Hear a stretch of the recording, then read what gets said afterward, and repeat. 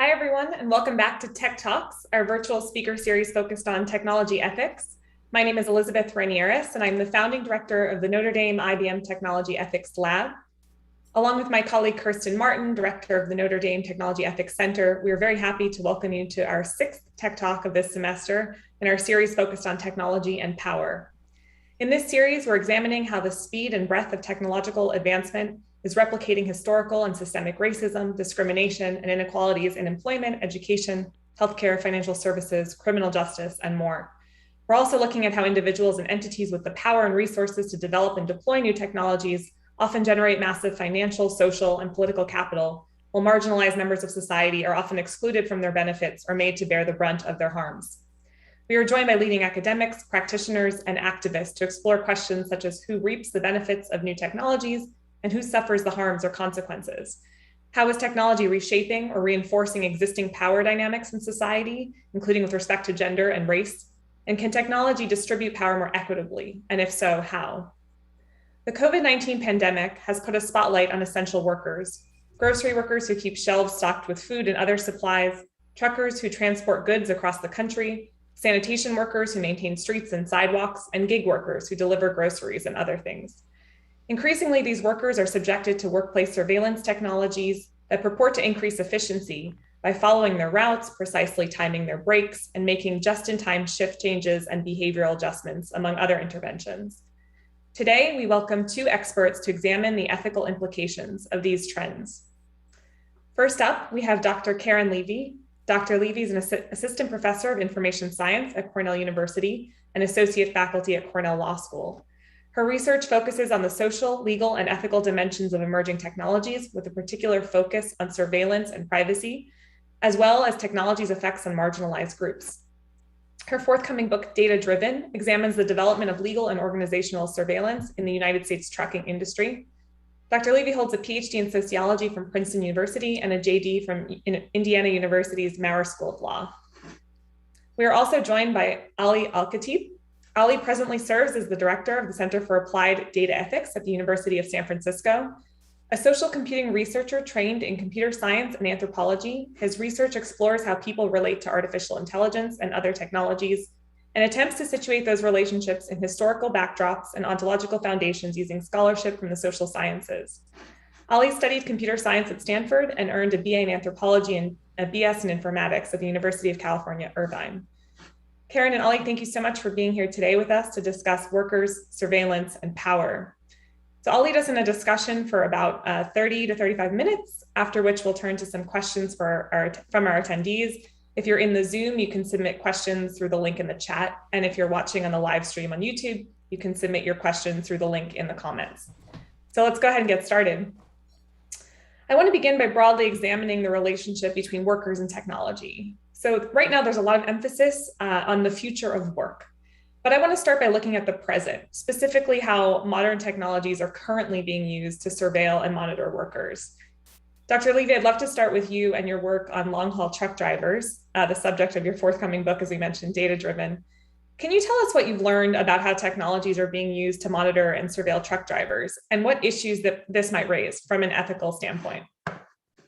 Yeah, I would love to. It's so good to be with you, both of you, Elizabeth and Ali. Thanks for inviting me to join in conversation with you both. I really like the way you framed the question, right, about the future of work versus the present of work. I always notice that, the future of work is a term we tend to use to describe things that are happening now. And it's an odd turn of phrase that we don't tend to use for other technological contexts. We rarely talk about the future of criminal justice or the future of hiring in the same way that we talk about the future of work. Like we create this funny distance between what's happening and the current temporal state for reasons that I'm not quite sure why we do that. But you're right that the other thing that I think that is intriguing to think about work in a temporal sense is that in many ways the things that we see going on in the workplace now with respect to data collection from employees are in some sense like old wine in new bottles, right? Oftentimes people tend to speak in like very dystopian terms about what's coming down the pike in terms of worker surveillance. And some of it is like the same managerial techniques for this towards the same ends to incentivize the same types of behaviors and optimize for the same goals as we've always had. they're just new kind of technological means of doing the same thing, which is not to suggest that it's not important or we shouldn't care about it, but we should recognize that there's a long historical tail to these things. These are not new inventions or new goals. In trucking specifically, so trucking is an interesting case, right? In some sense, technology or truckers are sort of catching up with a lot of other low wage workers. Truckers had for a very long time been actually immune to a lot of the workplace surveillance that a lot of their brethren had been subject to for a long time, right? Folks who worked in factories or in office buildings or in warehouses have for, quite a long time, for decades, been subject to the kinds of managerial oversight the truckers have only recently become subject to, and a lot of that has been by virtue of their geographic distribution, their mobility. So, when you talk to truckers about kind of why they chose this industry, which is it's a very difficult job, it's a dangerous and what we often think of as a dirty job, a lot of their rationales for doing that has been precisely that it gave them a little bit more autonomy over their work, a little bit more freedom in terms of how they structure their work tasks and their time. And that's catching up, right? Like now, there's quite a bit more oversight, both from the government and from employers, as well as other third parties like insurance, as to where truckers are, when they're driving, how long they're driving for, and then often quite fine-grained biometric monitoring as well, right? So behavioral and biometric monitoring, right? Monitoring things like fuel usage or speed or lane changes without signaling. Up to and including things like eye tracking cameras and what's often called fatigue management technology, right? Ways to ensure that truckers who are notoriously and famously overworked and overtired, the way we have chosen to deal with that is by monitoring them very closely, right? So, in terms of what are the ethical implications of this, I mean, I have a whole book about it, so I'll constrain myself now. But I think one of the most important things to notice about this and about a lot of workplace technology is that it's addressing a real problem, right? So there's a real problem with fatigue in the industry.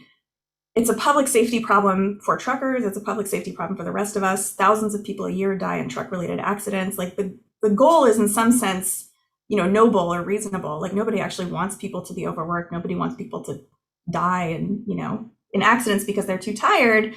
But as we often do with technology, the way we've chosen to deal with that is not by actually changing the incentive structure so that folks are not overworked.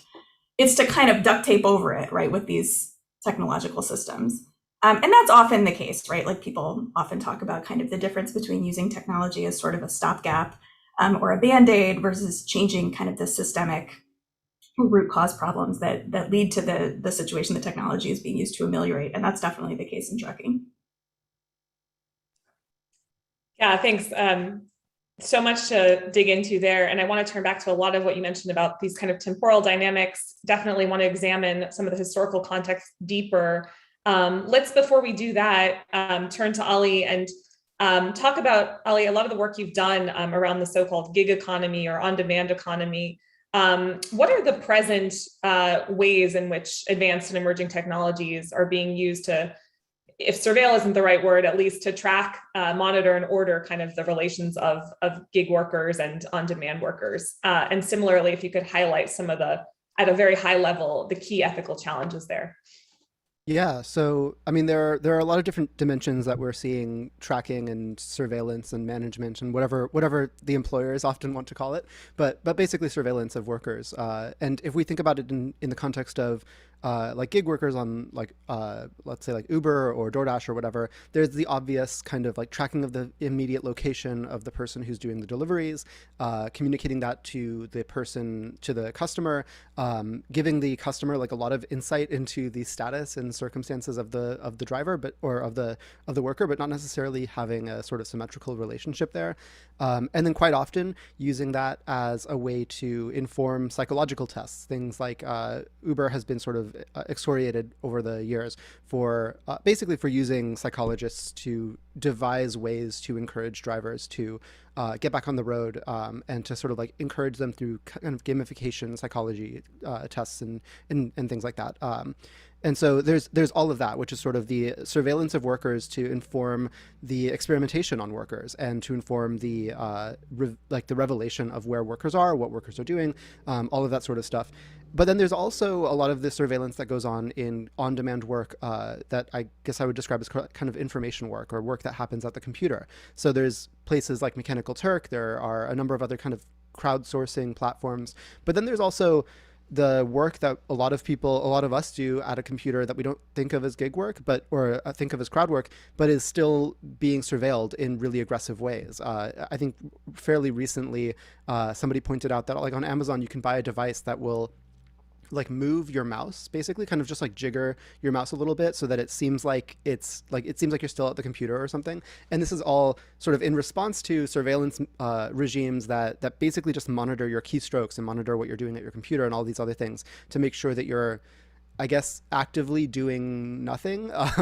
But the point of all of that is to say that I think that increasingly what we're seeing is that like there's sort of like lower status, lower class, lower skill, quote unquote, jobs that get surveilled very aggressively, and then those become the test beds for how can we escalate the surveillance and how can we kind of ratchet up surveillance of increasingly high status sort of labor. And so we saw this with crowd work on Mechanical Turk. People were keylogging and all of that sort of stuff for tasks that we would pay 5 cents for each task or something. But we're seeing those surveillance regimes start to be applied to workers who make $60, $70, $100,000 a year in the span of like 5 years or something like that. So I think that like basically you can sort of, at least I tend to divide the surveillance regimes into kind of one of those two categories, whether the work is embodied, and in which case can we track the body as aggressively as possible, and then whether the work is sort of at the computer or information work.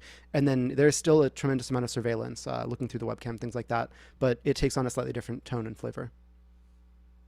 Yeah, so this is fascinating. I mean, you've both already so quickly got into this sort of melding of the, digital and physical, if you will. So Karen, you talked about the kind of vibrating of the seats in response to some kind of, data or digital feedback. And similarly, Ali, with the sort of, the shaking of the mouse, if you will, for Mechanical Turk or other, workers. I'm curious, whether either of you might want to elaborate on this increasing melding of the two and how we think about these things as kind of, digital tools requiring kind of digital rights and digital interventions. And one of the things that I'm working on in some of in my forthcoming book is on how this kind of overemphasis on digital and data is really masking the real intrusive physicality of a lot of what's happening with the so-called digital tools. Whoever wants to take that one, please jump in.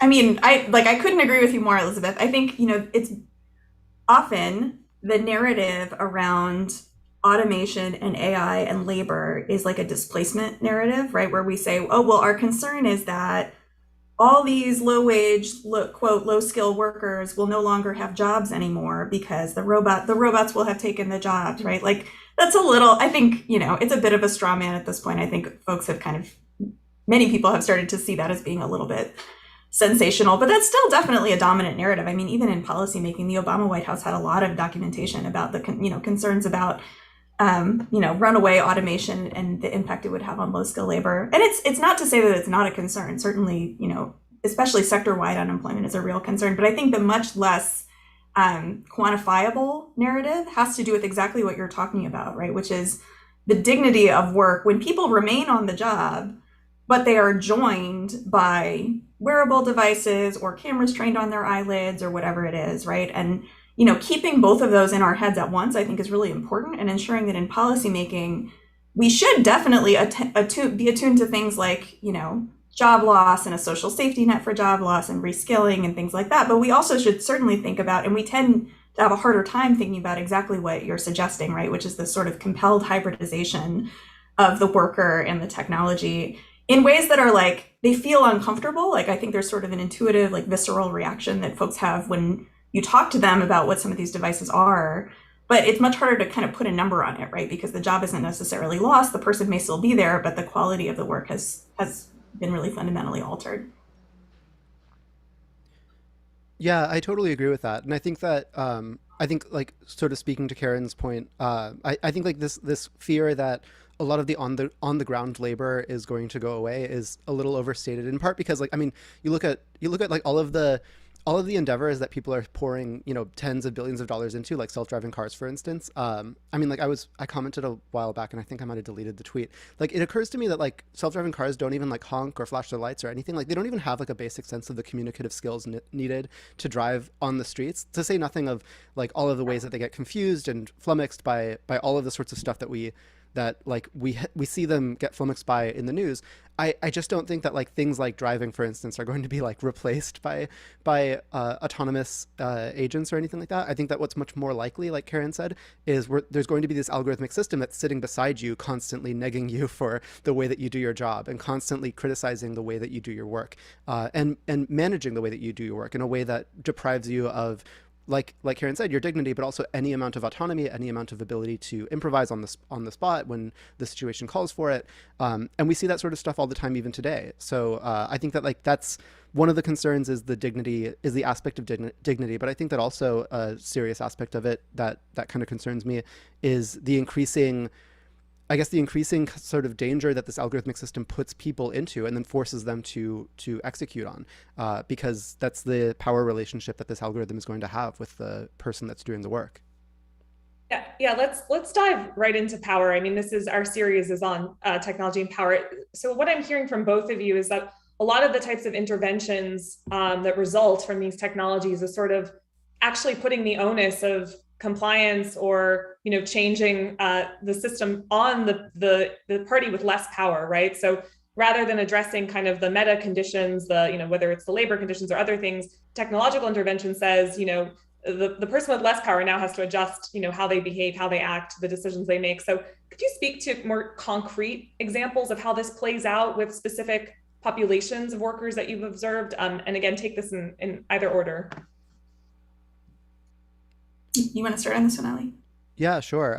So I was actually thinking about, I think it was Rita Chaudhry, who wrote about gig workers in, oh my gosh, it was gig workers in Southeast Asia, and she was writing about like how the mapping algorithm was telling them like, oh, to get to like the job where you need to pick up this food or something like that, you just have to like go down this street. And of course, all of these drivers knew that you can't go down that street. That street is actually a building, and you can't go through the building. And so like they would try to like find ways to go around the building or do whatever. But invariably, whenever they like deviated from the path that was instructed to them, they were penalized for the deviation from the instructions that the system gave them. And this is not unique necessarily to what was happening in Southeast Asia. I think that part of what was going on in that context was sort of a revelation, or this illustration of how Silicon Valley tech companies or Silicon Valley inspired tech companies have tremendously poor data and have a very poor sense of what the world just looks like in any meaningful way, in places that are not like Mountain View or Palo Alto.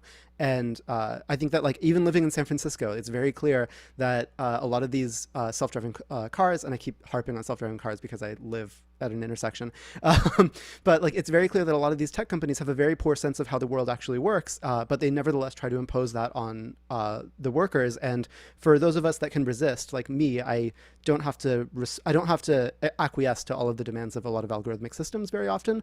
But for those of us who don't have the power to push back on that, we just kind of have to go along with it and accept it, and just kind of deal with the broken pieces after the damage is done.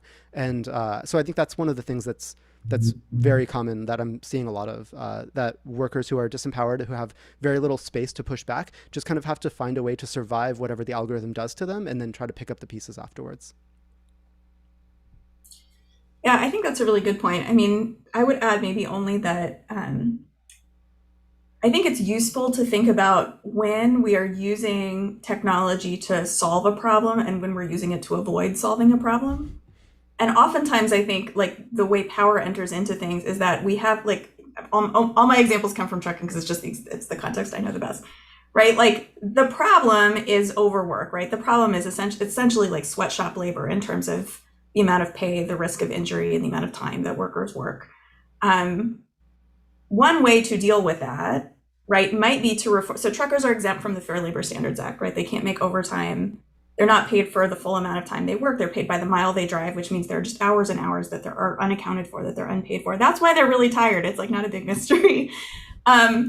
If we think of the problem that way, then the solution is not technical, right? The solution is restructuring the political economy of the industry and ensuring that people are paid for their labor. It's like actually quite simple. But if we conceive of the problem as being fatigue, right, as being, oh, they're overworked and therefore they'll fall asleep on the job, then we say, oh, you know what we should do is like shock people back into alertness. Like then we've reframed the problem in this very narrow way, which doesn't challenge power, right? Like that, to your point, Elizabeth, right? Like that focuses on kind of the least powerful party here, the low wage worker, and says, oh no, the problem is that your body is like not good enough, right? To drive for 15 hours straight or whatever it is. That's just like a fundamentally different way of framing the problem. Always this is the case, right? Like I think we'd be hard pressed to find a social problem and the use of the technology where there isn't this interplay between some big social, political, or economic problem and the use of the technology and framing it narrowly in a way that kind of focuses responsibility on the least powerful.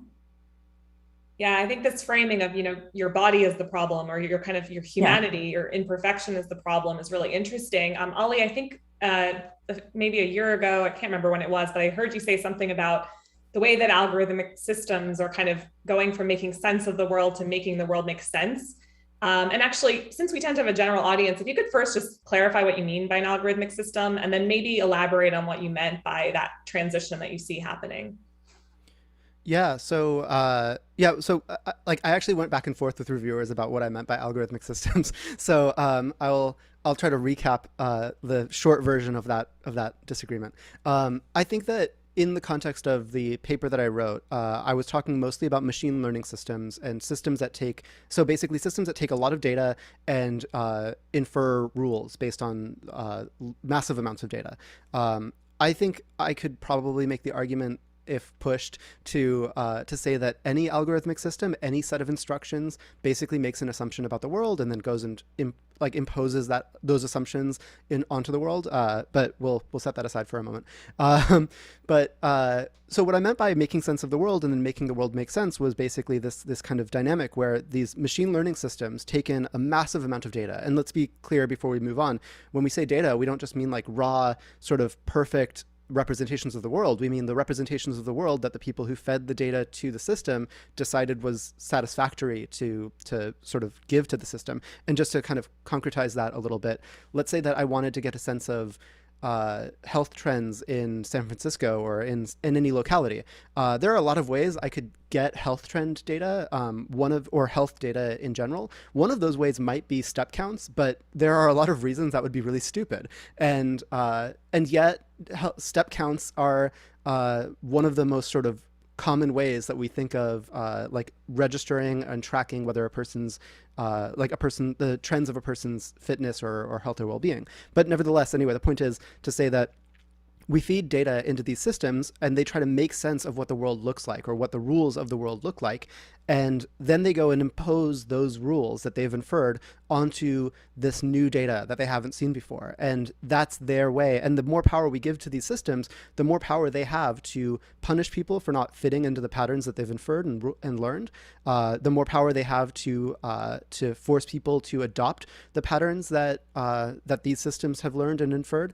And if you live in a place where, let's use like running as this example again, if you live in a place where you can run, if you are physically able to run, if walking around and taking walks is something that you can safely do, then it's not necessarily that big of a problem if this algorithmic system tells you that you need to be walking more or whatever. But if you live in a place where it's not safe to go for a walk, or if you are physically not able to go for a walk, or if there are any number of reasons that prevent you from doing that, like you don't have the time or whatever, then this system's inference of what constitutes health and wellness and fitness becomes this incredibly imposing and kind of endangering voice that keeps telling you that you need to do something that frankly you shouldn't do. But it's because the system is trying to make you make sense to it, because it thinks that this is the way that you demonstrate fitness, that it forces you into this kind of increasingly dangerous situation. And to say, again, like going back to this idea that like it is a system that is not asking you what is the thing that you want to improve on or what is the thing that you want to work on or anything like that. It's telling you instead that you need to work in this way. I think 4 years ago, teachers in West Virginia were told that they had to wear Fitbits to continue to get like healthcare, like through this health insurance company, and they went on strike over it and they won. But that was the threat that they were being given, basically, like that they would have to wear these devices that would track their step counts and things like that, and basically punish them for not walking around enough, which was patently absurd because teachers have to stand around a lot and that they are working quite hard. Anyway, that was just an aside that was very frustrating, and when I read about it, and sort of shocking. Yeah, no, this is actually really, I want to connect this to something Karen said earlier about, this displacement narrative, displacement theory not being as insidious actually as what really is happening, which is kind of the transformative effect on relationships of all kinds and the kind of infrastructures that now mold those relationships. This makes me think of some of your work, Karen, I think you did with Luke Stark, who we had on in a prior tech talk, on this notion of the surveillant consumer. I was hoping you could maybe explain to, again, the sort of general audience, who or what is a surveillant consumer, and how is this phenomenon sort of transforming our social and economic relationships from your perspective? Yeah, I'd be happy to. Yeah, Luke is the best, and I'm glad that he got to participate in this series too. Yeah, we worked together for a while on this paper, trying to sort of invert, oftentimes the way we tend to talk about surveillance and consumers is that the consumer is surveilled, right? And there are certainly plenty of contexts in which that occurs, right? Where, we are monitored in what we're purchasing, or, we don't have to look hard for examples of places where consumers are subject to surveillance and to privacy violations. But we wanted to kind of look at instead the idea of the consumer being themselves the surveillor, so the marketing of surveillant products to what we might think of as private individuals for use in their own life. And this is something I'm actually continuing to work on with Sarah Brain, Sarah Lageson, and Lauren Kilgore. There's a team of us who are writing a paper kind of following up on this idea now. But the idea is essentially that, there are plenty of contexts, including work, as well as family and interpersonal relationships and personal health and all kinds of life domains where we not only monitor ourselves, but we monitor each other, right? And I want to be clear that my suggestion is not that this is always bad, or there's no normative rationale for keeping track of, where your kids are or something. Like, I use some of these systems myself and I feel fine about it. And that, a lot of my work actually has looked at kind of the relationship between intimacy and data collection, and the ways in which data collection can sometimes serve to, to help form or maintain relationships, in certain situations and when it's done consensually, but that in some situations it obviously edges into what we might think of as inappropriate or even abusive territory.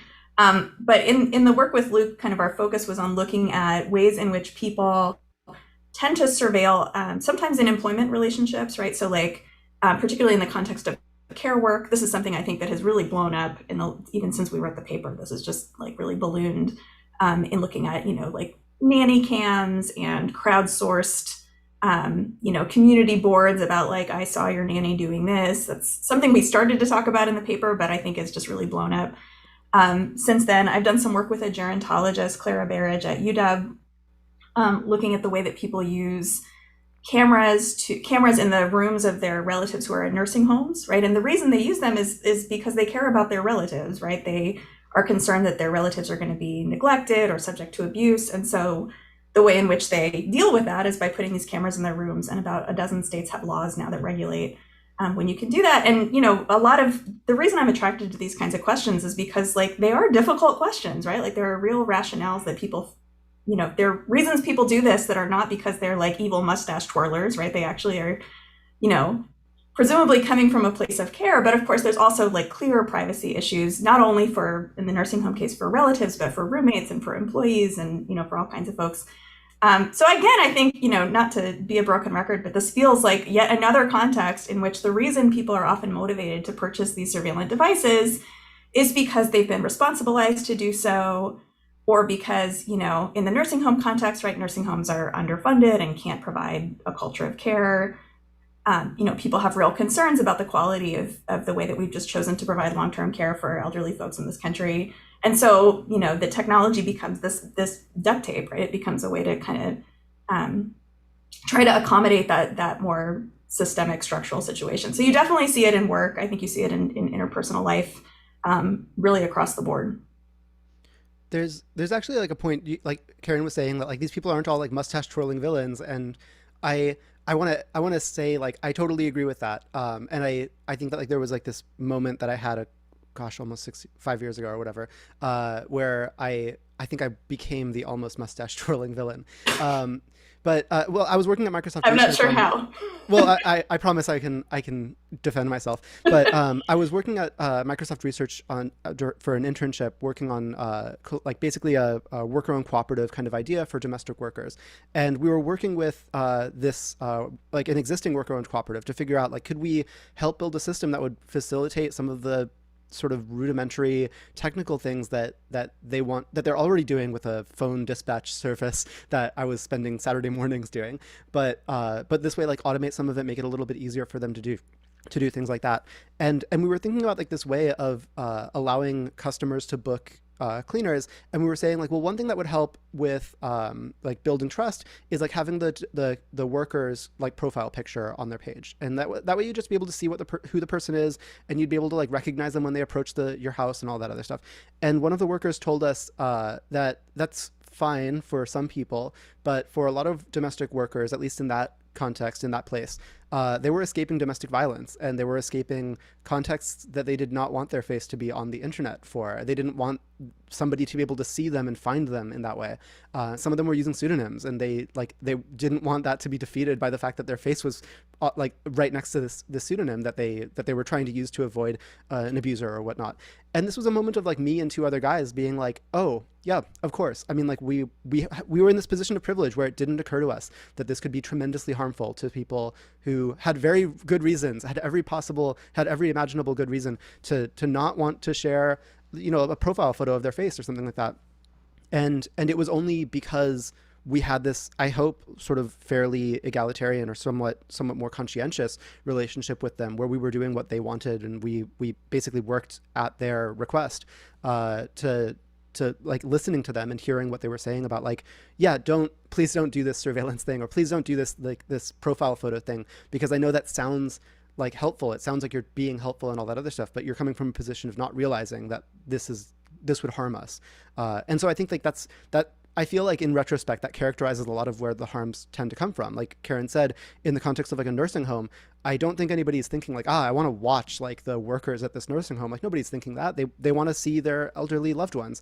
But they like the people that develop these systems don't necessarily realize that they're putting the workers in this really uncomfortable, really dangerous potentially situation that could be compromising for them. Yeah, this is really fascinating too when you think about this from the sort of social sciences, sociology, you know, these other perspectives, which is that, you know, I would imagine a lot of people building these systems, you know, perhaps can't empathize or haven't been in the shoes, right, of the people who are impacted. You know, is there, because we have a lot of practitioners, you know, that are part of our community as well in the lab, you know, is there a way for people designing, building these systems? What are the effective means of actually accounting for what, you know, in their eyes might be things that are unforeseeable, but to others might be quite, you know, obvious risks or potential impacts, or ways these systems could be sort of weaponized or eventually result in harms? You want to take that easy question, Holly? Yeah. Yeah. I mean, like there's like sort of, I say this quite often, and so I worry that it doesn't mean anything anymore. But I think that one of the first things that you can do is listen to the people that are going to be affected by the system, that are going to be affected by whatever it is that you're going to deploy or use.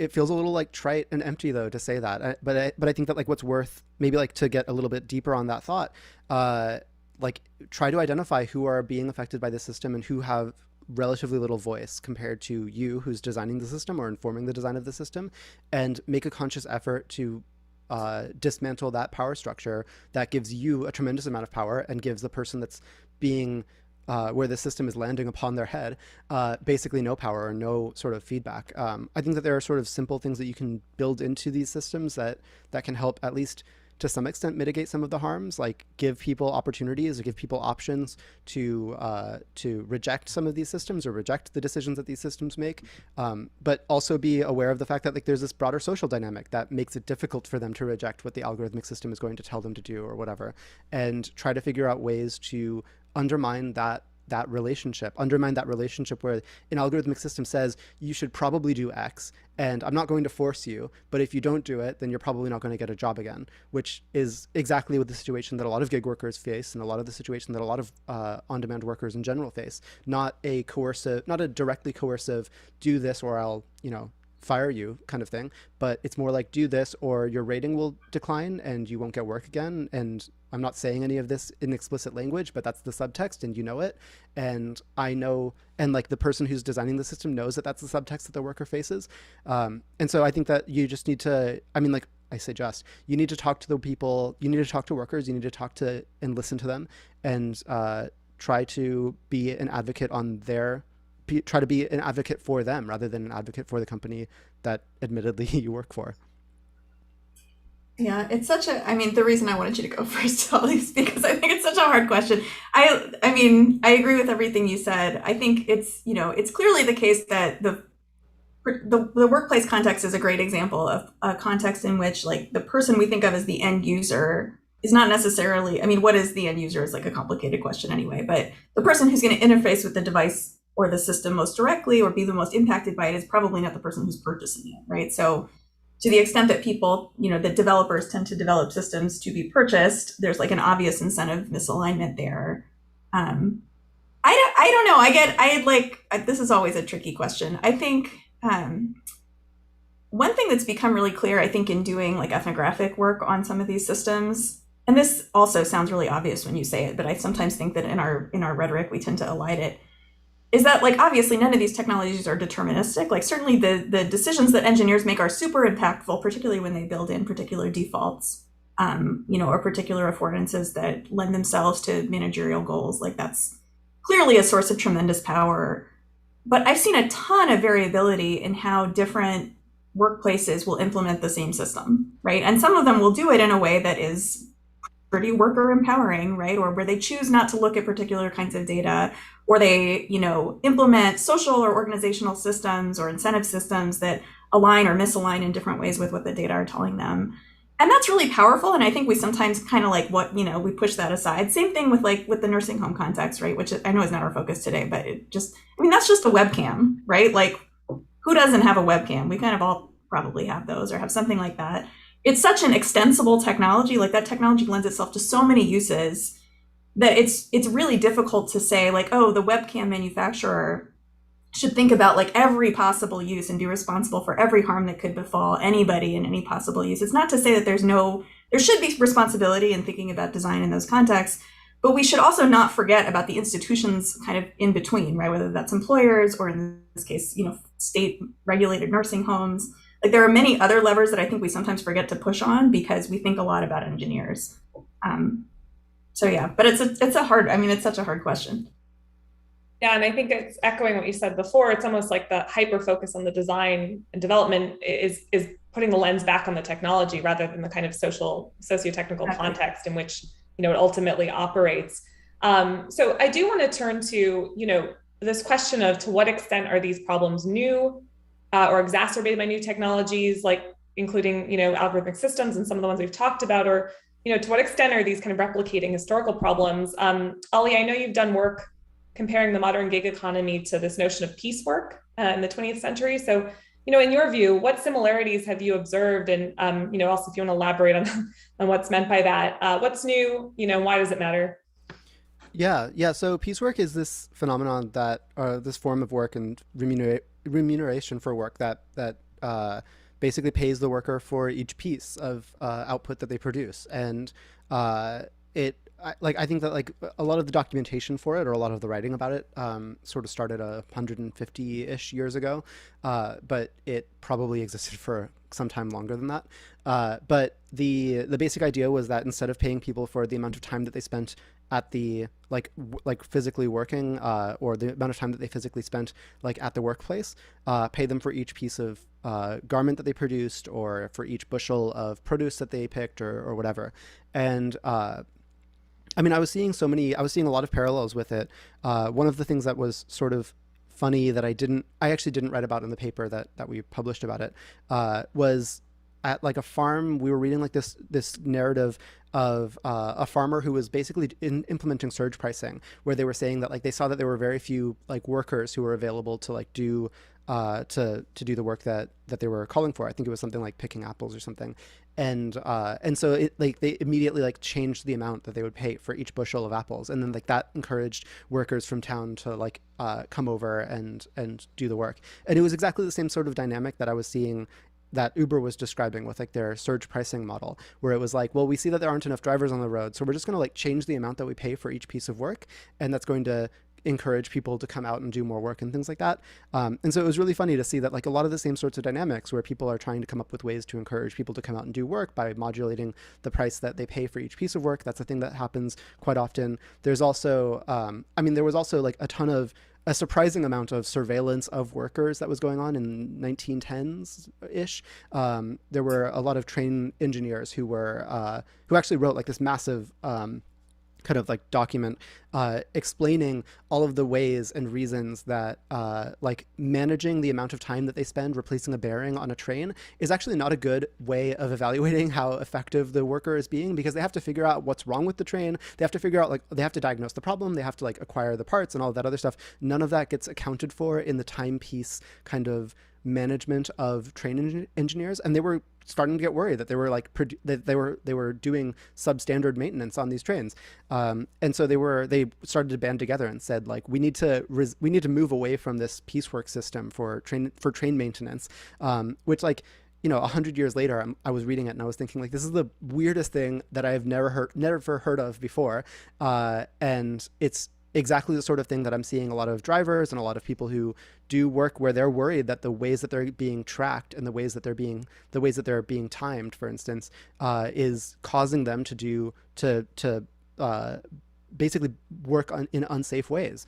We see this continually in Amazon warehouses, where workers have been saying for years now that the time sort of quota system that they're assigned to like get this many products from the shelves in like a minute or in a minute and a half or whatever is forcing them to lift things in unsafe ways, forcing them to do things in unsafe ways, forcing them to make mistakes, and that what they need is for the system to be basically abolished, but ideally to be at least somewhat more responsive to the needs of the workers and to the ways that workers actually work and exist and live. Can I chime in on that? Actually, I think that's is that okay? Yeah. I think it's like such an incredibly important point. And it's something I've been thinking about a lot recently. I have a book chapter with a student of mine, Pegah Murati, about risk shifting and workplace technology. And I think what Ali's talking about is like a fundamental, like we talked about how there's kind of this history of like, this is all sort of, new wine in old bottles when it comes to workplace surveillance.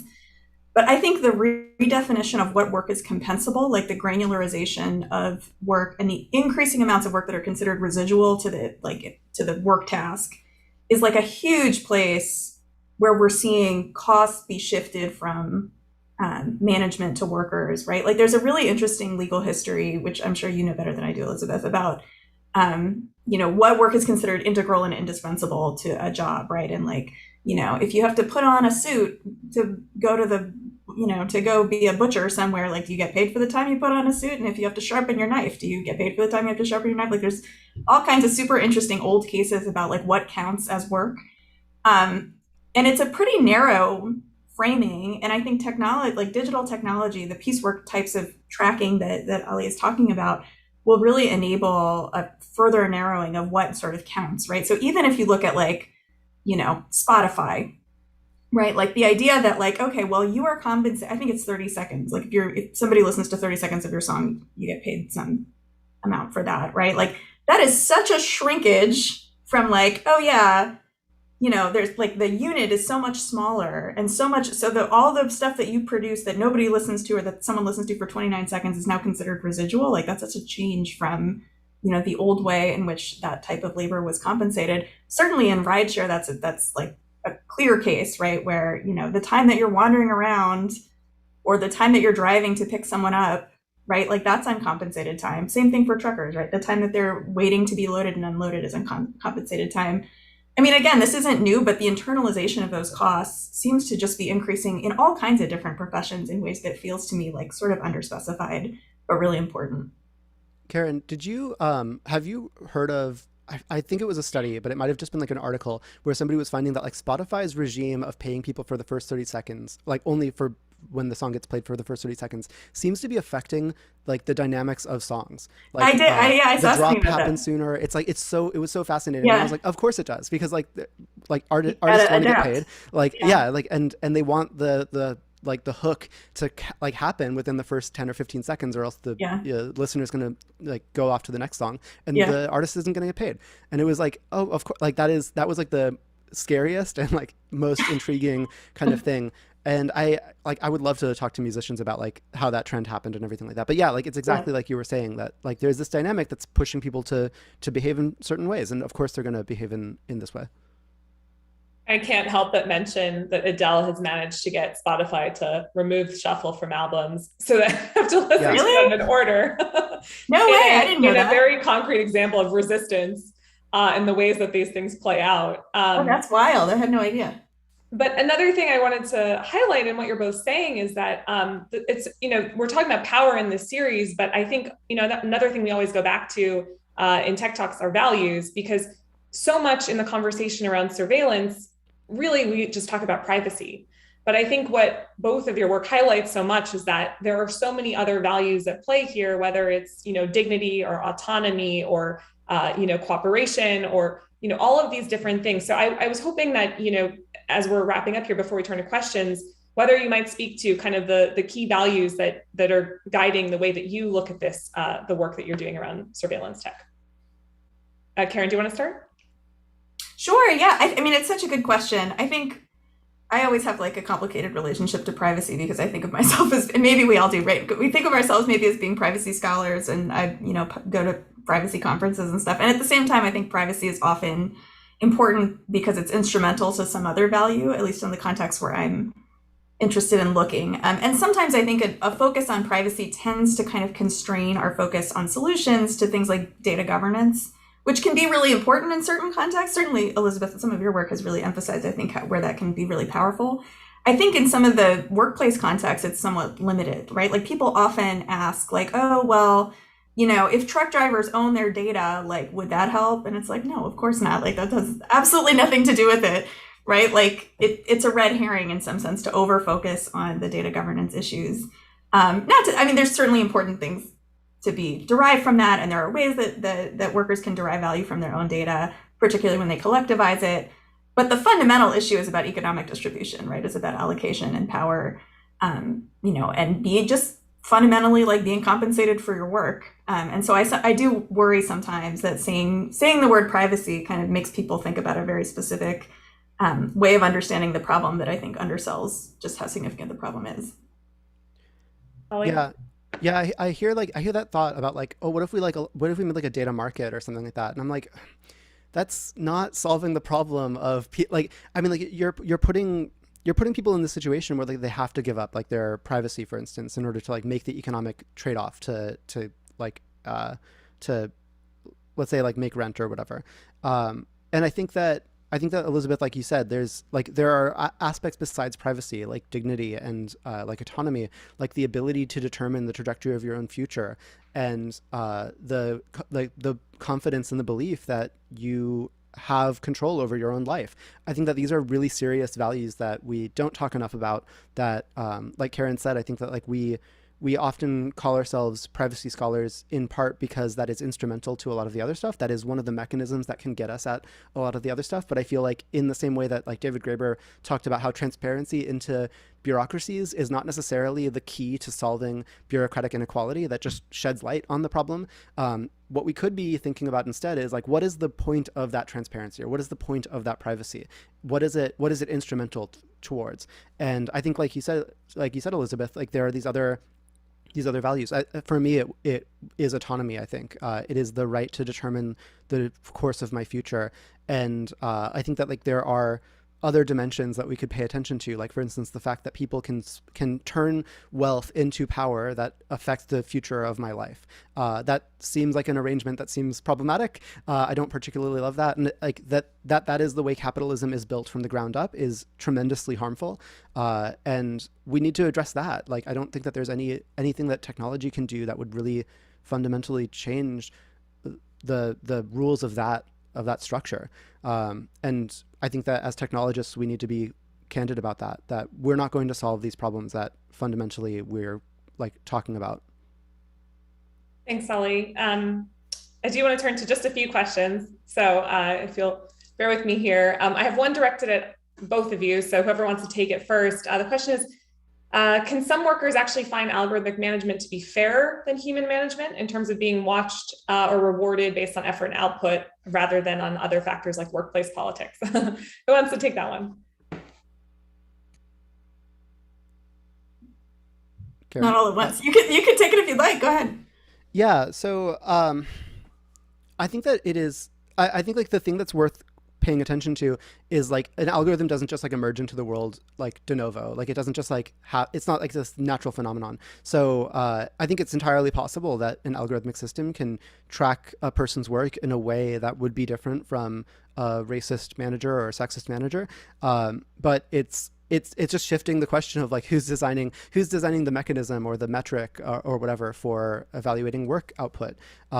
If you still have engineers who are like infamously misogynistic or racist or whatever, they're going to design these systems that devalue and dismiss the contributions that we're ostensibly saying these algorithmic systems are going to be sensitive to. All of that is to say that I think sure, maybe an algorithmic system can identify that somebody is doing work that's been undervalued, but I think that only happens because of the kind of transformation that's not necessarily impossible by changing the person who was doing the human management in the first place. And so I think like we need to actually ask like, what is the thing that we're changing? Do we need like more management out there, or is it that we need to change the management itself? Yeah, I think. Oh, sorry, go ahead. Go for it, Karen. I mean, I didn't actually have much to add. I think that's a really good answer. I think, I would just come back to kind of the notion of workplace culture, right? There's some really awesome studies by some researchers at NYU Stern about like different kind of like the rollout of different cultural values in workplaces alongside algorithmic management systems, and just how different the reception can be among workers when they feel as though their input is valued and they feel as though, their goals, because sometimes their goals really are like when it comes to safety technologies, particularly workers' goals and management goals can be like quite well aligned, right? Nobody wants to be in an accident. So I think I would just bring it back to the idea that, nothing is deterministic and it depends a lot on kind of, how those incentives are aligned or misaligned and what sort of workplace culture is created by the human beings that are there. Yeah, that makes a lot of sense.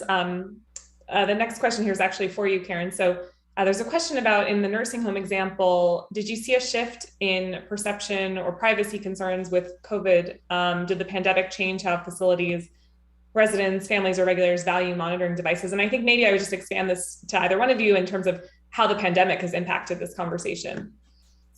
That's a great question. I wish I could answer it. We did the study pre-COVID, and it was we read a couple of papers. One was based on some survey data and one was based on a legal analysis. And I think they came out in like 2018, 2019. So it was pre-COVID. My co-author, Clara Berridge, who's a really wonderful critical gerontologist, I think has written some specifically about the way in which the pandemic has, obviously increased the felt need for some of these devices so that people can actually stay in touch with their relatives when they couldn't visit. So it certainly, I think, makes more acute some of the concerns that were there. More generally, though, about COVID, I think, to come back maybe to something that Ali said about kind of the ways in which these technologies impact different groups of people or sometimes come to impact like groups of people that we identify with more closely. I mean, it goes without saying, it's almost like trite at this point to observe how much more workplace surveillance has been enabled by the fact that people just work from home now, right? And there's like an obvious shift, right, in the way that there was so much more informal supervision that could take place in workplaces where people were all there all the time, right? Like you just didn't need to supervise somebody's eyelids in the same way, right? If you could assume that, there were some informal social pressures making people be productive. And I think as folks have moved home, there's a lot more kind of, a feeling of lack of control among management, right? And in the sense that you have to like digitally reproduce this kind of oversight that you might have achieved through these informal social norms in the workplace. I'm not sure, I'm really curious to see where that goes, right? It seems as though some of these shifts in the way people work are here to stay. It's not obvious, I think, how norms will shift to account for that. But I think it'll be really interesting to see how that comes to affect, particularly professional workers. There was a really great article by Drew Harwell in the Washington Post like last week about contract lawyers who work from home and who are subject to a lot of the same face recognition, eye tracking technologies that low-wage workers are often subject to because they're working at home, and the employer wants to ensure that nobody else is looking at these confidential documents. So I think we'll see probably more of that sort of thing in the next couple of years. Ellie, any thoughts? Yeah, I mean, like, I think that the only trends that the trends that I'm sort of like somewhat saliently aware of are that I'm hearing from a lot of students who are like forced into a lot of like really onerous and somewhat heinous surveillance regimes. I think like the kind of, I guess I would call it like the silver lining that I'm seeing is that I have yet to meet a student. Well, that's not entirely true. I was going to say like I've yet to meet a student who's just like completely blasé about it and like totally resigned to the reality of it. I think that like a lot of students that I've talked to are incredibly angry about this regime, and I think that hopefully hopefully what we will see going forward is that people as they age into the workforce will have a very strong sense of the impropriety and the indignity of being surveilled in this way. Just because these students had to like take a video of their entire surroundings with their laptop webcam before they would take a test, or because they like weren't allowed to get up and use the restrooms while they were at home, while they were doing an assignment or something like that. This is the sort of stuff that like I don't think was the norm back in embodied kind of education. But I'm seeing it a lot more these days, and it's worrying. But I'm hopeful that a lot of the anger and animosity towards surveillance regimes is indicative of a change that's coming. Karen, Ali, I'm afraid we're out of time. We would love to have you back at any point to have a follow-on conversation. And I think everyone who's joined today has a new perspective on surveillance technology. So thanks so much. We really appreciate it. And for those who are still on, be sure to join us again in 2 weeks on December 6th for our last Tech Talk of the semester. We'll be talking about privacy and power with Dr. Carissa Villas and Albert Fox-Kahn. And you can register at ThinkND. So thank you again to our guests. Thanks to everyone for joining, and we'll see you in 2 weeks. Thanks so much.